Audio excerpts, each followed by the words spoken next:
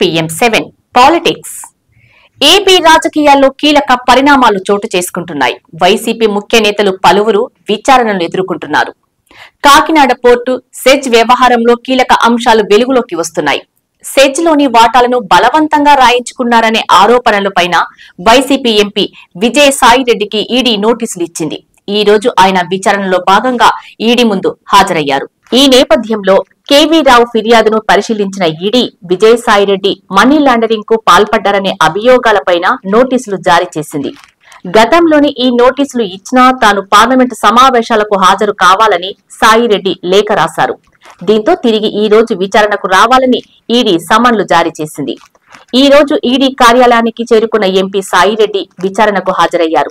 సాయిరెడ్డితో పాటుగా ఈ వ్యవహారంలో ఇప్పటికే వైసీపీ నేత వైవి సుబ్బారెడ్డి కుమారుడు విక్రాంత్ రెడ్డి, అరబిందో డైరెక్టర్ శరత్ చంద్రారెడ్డిలకు సైతం ఈడీ నోటీసులు పంపించింది. కాగా తన ఆరోగ్యం బాగా లేదంటూ విక్రాంత్ రెడ్డి ఈడీకి సమాచారం ఇచ్చి విచారణకు హాజరు కాలేదు.